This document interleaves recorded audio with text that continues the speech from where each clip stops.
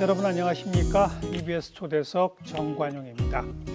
오늘 초대석에는 우리 사회가 이 큰 빚을 지고 있는 분 한 분 모셨습니다. 푸른나무재단이라고 이 청소년 폭력 예방 운동을 하는 곳에 지금 명예이사장을 맡고 계신데요.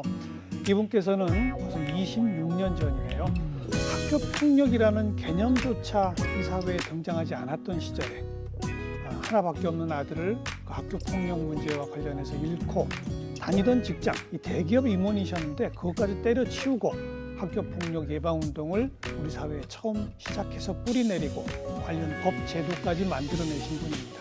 김종기 명예이사장을 오늘 함께 만나겠습니다. 어서 오십시오. 예. 안녕하십니까.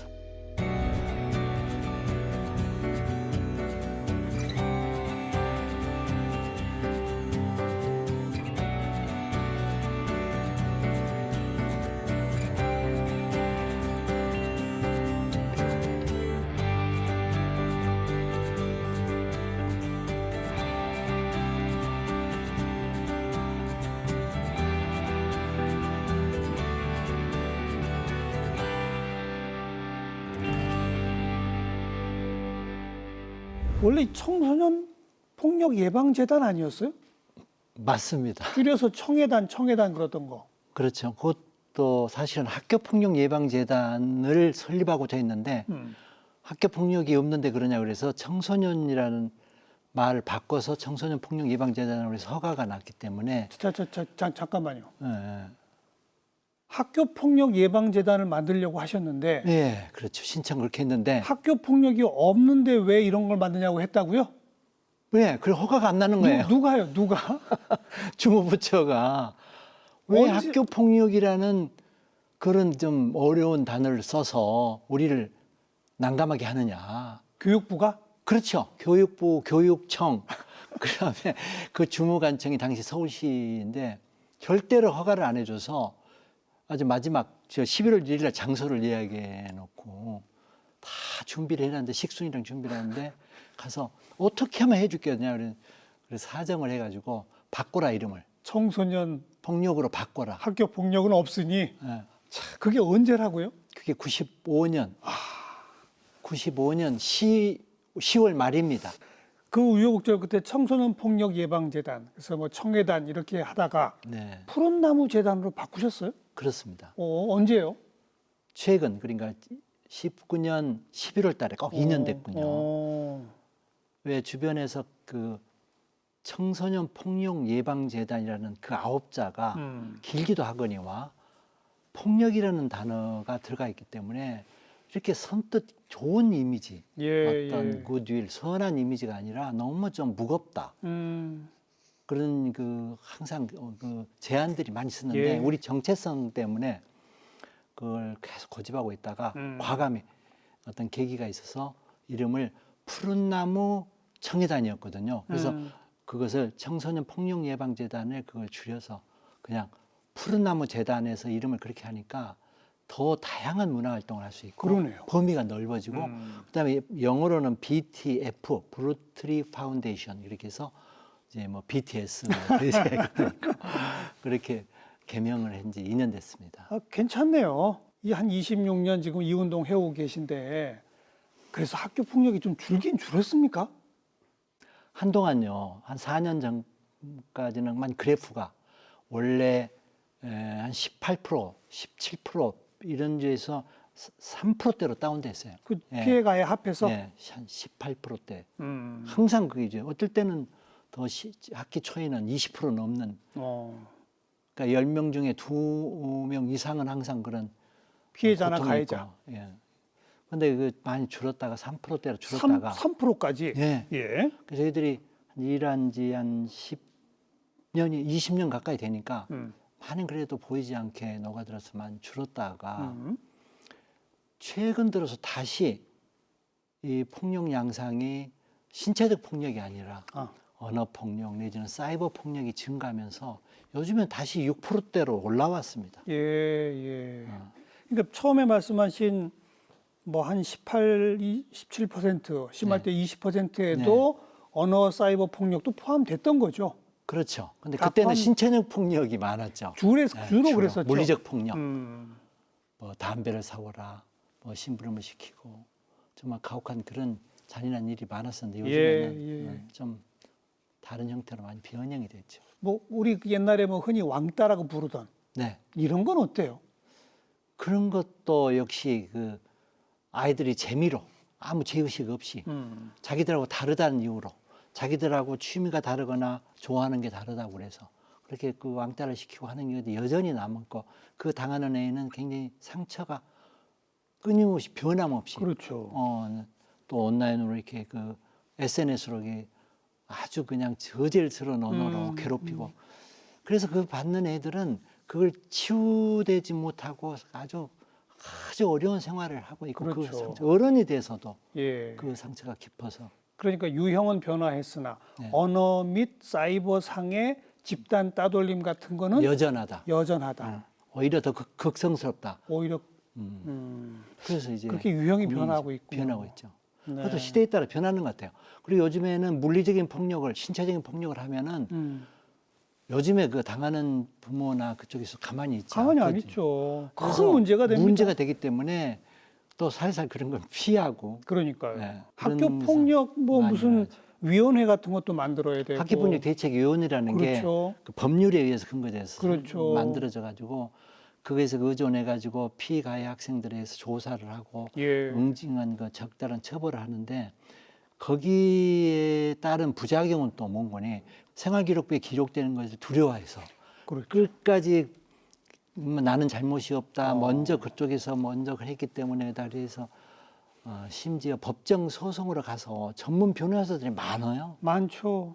이렇게까지 절대 자기 자식은 보호하고자 하는 부모 마음이 이런 법정 소송으로 가는 그러니까 화해와 치유가 되는 게 아니라 예. 오히려 그 문제가 부모 싸움으로 가고 예. 선생님들이 해결하기 어려운 예. 문제로 번진 그런 난감한 경우가 너무 많습니다. 그리고 그런 그 학교 폭력과 연관돼서 네. 이 스스로 극단적 선택을 하는 그런 사례도 네.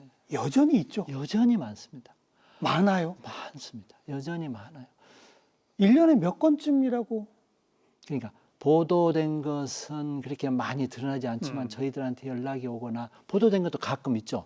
물 밑에 담겨 있는 사건들이 많고 저희들한테 그 상담 전화가 오는 걸 보면은 특히 그 신학기 때라든가 이럴 때면 이제 반이 재편되잖아요. 그렇죠. 그때 되면은 그런 전화가 급증을 해요. 그러니까 어머니들로부터 학생들로부터 학기 초에 학기 초에 특히 서로 관계 설정이 제대로 아직 안 돼 있을 있으니까. 때 예, 안 돼 있을 때 갈등이 터지고 네, 불안하죠. 어떻게 될까?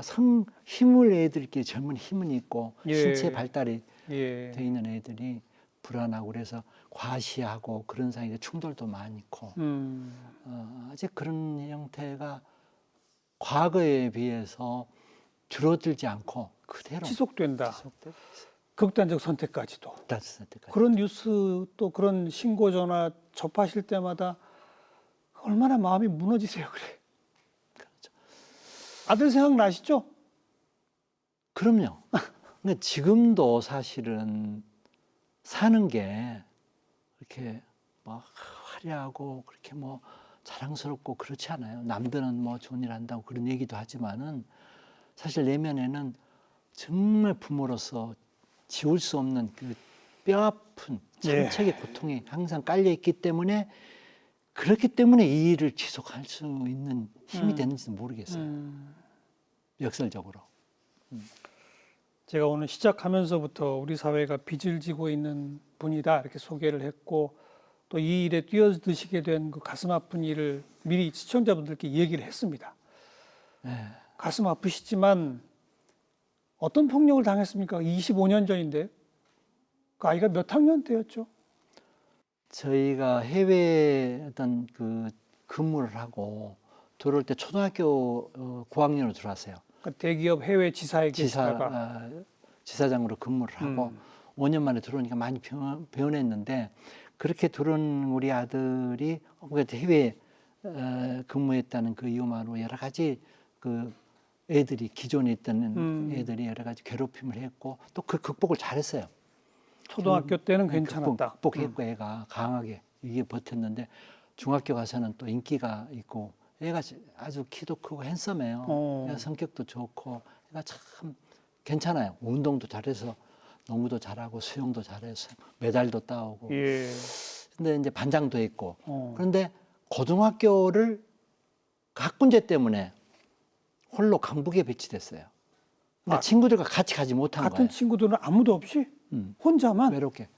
그러니까 혼자만 아니 한 두세 명이 갔는데 기존에 있던 그 8, 90%의 학생들에 비해서 얘가 나타났는데 우리 대은이가 인물도 잘생겼고 공부도 잘하고 얘가 괜찮으니까 이 학생들의 집중적인 어떤 뭐라 그러나 선망의 대상. 전부 저기 된 거예요. 이름이 대현이에요.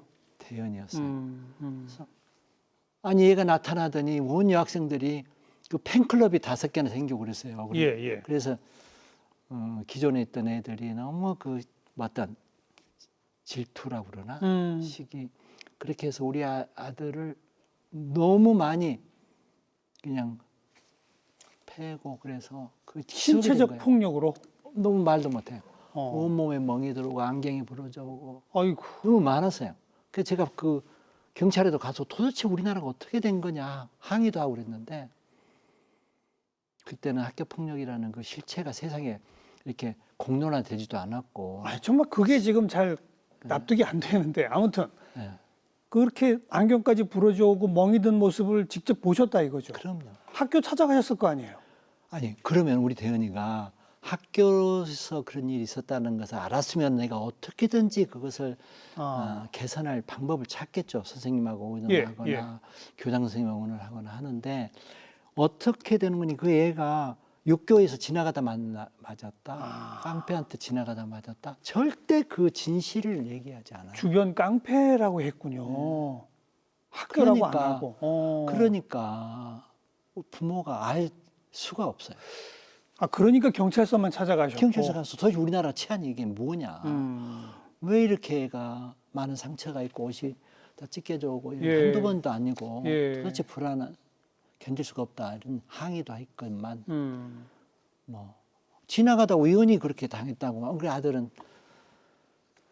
그걸 감출 수밖에 또 없었던 거죠. 무서운 선배들이 무서운 하늘 같은 선배들이 그랬기 때문에 학교에서 당했다고 그래서 아빠가 찾아오면 더 큰일 날까 봐. 아이고 난감하니까 그 어린 가슴에 참 그것도 사실은 제대로 알지 못한 거예요. 나중에 그 우리 아들의 죽은 다음에 온 그 삐삐가 있었어요. 지금이야 핸드폰으로 바뀐 세상이지만 당시로는 그 삐삐로 끝없이 많은 문자가 남겨진 거예요. 미안하다. 대현아 먼저 가. 하늘나라 쉬어라. 정말 이런 문자가 한 1년은 왔어요. 그러니까 그걸 보고 알게 된 거예요. 주변 친구들은 전부 그걸 다 알고 보고 있었지 않습니까? 네. 그렇죠. 네, 보고 있었어도 어떤 애들이 근데 이제 부르는 게 학교 안에서 그러면 그렇게 한 게 아니라 대개는 놀이터라든가 그 노래방으로 불러내요. 그럼 애가 그냥 힘없이 어깨를 떨어뜨리고 나가서 당하고 그랬던 것 같아요. 네. 지속적으로 그렇게 당했군요. 몇 개월을. 네. 그러니까 6월에 우리 아들이 그랬는데 신학기에 들어가서 한 4개월을 그렇게 시달리다가 결국은 고등학교 입학하자마자 3, 4, 5, 4, 6까지. 그래서 결국은 그렇게 어떤 저항을 죽음으로써 했던 것 같아요. 어떤 내가 그 심정을 여러모로 추스려 보면은 빠져나갈 구멍이 없는 출구가 없는 퇴로가 없는 것도 있지만은 어떤 항의, 세상에 대한 항의 그런 것들이 잠겨 있지 않는가. 떠나면서 그 어머니한테 어떤 주의 어머니 감사합니다라는 어떤 그 보이지 않는 제스처를 보내고 아무것도 없이 정리하고 이렇게 떠났어요. 밤에. 몸을 던져서 그것도. 그 일이 있기까지는 모르셨고 알택이요. 사태의 실태를 모르셨고 예. 학교 폭력이라는 개념도 없었다고.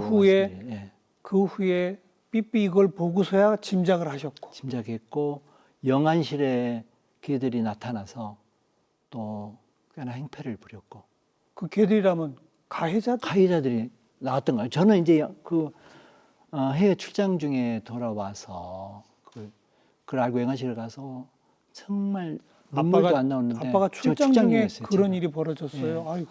국경에 출장 갔다 그런 일이 있어서 어떻게 뭐 물도 안 넘어가는데 그 영안실 앞에서 아들 앞에서 울고 있는데 그 걔들이 그 병원 뒤쪽에서 그런 소란이 있었. 어떤 소란이었어요? 걔들 이놈 죽어서 골치 아프게 생겼다. 그러면서 술을 취해서 난동을 부렸다고. 그런 걸 알고 그래도 그것이 어떤 학교 폭력이 있었는지 그렇게까지는 유추가 되지 않았어요. 그렇겠죠. 그 다음엔 좀 탐문을 해보셨어요? 그래서 나중에 결정적인 것은 걔들이 우리 아들 친구 2명을 데려다 또 엄청 폭행을 했어요. 그래서 한 애가 가해자들이 또 팔이 부러지고 한 애가 기절했었다고 그 얘기를 알게 된 거예요. 통해서 들었어요. 이제 참을 수가 없다. 이건 안 된다. 그래서 이제 분노해서 어떻게 이것을 할 것인가. 물론 이제 아들을 잃으니까 세상에 아무것도 할 수가 없어요. 예. 아무것도 무기력해지고 이 죄책감, 괴로움에 아무것도 일이 손에 잡히지 않고 네. 밥도 안 들어가고 내가 이렇게 살아서 뭐 하겠는가. 그래서 아들을 위해서 아버지로서 할 수 있는 게 있다고 그러면은 내가 무엇이든지 하겠다. 그렇게 해서 어떻게 되냐면 실마리가 된 거죠. 다니던 회사까지 다 그만두시고. 그렇죠. 그래서 이 일을 사실은 내가 직접 이렇게 바로 뛰어든 게 아니라 전문가들을 모아서 이 일을 좀 맡기고 잘 좀 되게 하려고 그랬는데 회사에서는 중책을 맡고 있었어요. 예. 그룹의 기조실장을 맡고 있었어요. 중견기업의 회사가 13개나 되는 큰 중요한 회사이기 때문에 회장은 내가 그런 쪽에 신경을 쓰는 것이 안타까워서 예. 관둬라. 그래서 사표를 쓰고 그걸 거지가 되든지 회사 모든 일을 맡아서 사장으로서 전부 하든지 그룹을 하든지 그랬는데 고민하다가 사장은 누구라도 할 수 있는 거지만은 이 일은 내가 해야 되겠습니다. 예. 십자가를 지겠습니다. 그리고 나와서 이제 본격적으로 하게 된 거지. 그때 기자회견을 직접 하셨죠?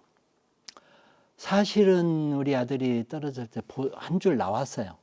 기사가 모의 신문에 나왔는데 다른 신문에는 안 나오도록 협조를 요청해서 우리가 이제 광고도 많이 주고 하다 보니까 요청을 해서 안 했는데 나중에는 너무 그 2번째 폭행이 있다는 사실을 알고 나서는 그 아들 가해 학생이 다른 아들 친구까지 또 우리 아들 친구들을 또 데려다 했다는 그 일이 있기 전에 그 아들 친구에 대한 또 가해가 있기 전에 아버님이 그 가해한 학생들도 만나 보셨죠, 직접? 아니요. 그러지 않았고 나중에 본격적으로 이런 일은 우리 부모들이 나서서 직접 해야 되겠다. 그렇게 하려고 그러면은 어떤 세상에 알려야 되겠다. 그렇죠. 그래서 기자회견을 자청을 했어요. 그래서 이제 일간지 한 페이지를 전부 예. 그 아들의 죽음에 한 소년이 몸을 던지다라는 그 큰 주먹만한 글씨로 나오면서 그게 그 세상에 알려지기 시작했고 그러면서 일을 하면서 그 조사를 해보니까 5명이라는 사실을 알았고 하나씩 만나서 그 정확히 이유가 뭔지 왜 그랬는지 그리고 너는 지금 어떻게 생각하는지 그래서 반성문도 받고 그랬었죠. 그 기자회견이 사실 우리 사회의 역사적 흐름에서 보면 또 우리 얘기하겠습니다만 학교 폭력이란 용어조차 없던 시절에 몸을 던져 사회에 고발했다라고 하는 것을 알리게 된 첫 계기 그렇습니다. 아니었습니까? 그렇습니다. 그게 그렇죠. 굉장히 크게 나왔어요. 그렇죠. 모든 신문에 크게 나왔고 사면 톱으로 다 나왔는데 그 취지는 이제 믿을 게 없다. 학교도 믿을 게 없고 예, 예. 학교도 그걸 부인하고 없다고 그러니까. 그래서 우리가 우리 자식을 똑바로 키우고 지키자. 우리 부모들이 직접 하자는 취지였어요. 이젠 괜찮다 했었는데 익숙해진 줄 알았는데 다시 찾아온 이 절망에 나는 또 쓰러져 혼자 남아있네. 내가 네 편이 되어줄게. 괜찮다 말해줄게. 다 잘 될 거라고, 넌 빛날 거라고, 넌 나에게 소중하다고. 그냥 것 같은 날에 내 목소리를 기억해. 괜찮아, 다 잘 될 거야. 넌 나에게 가장 소중한 사람.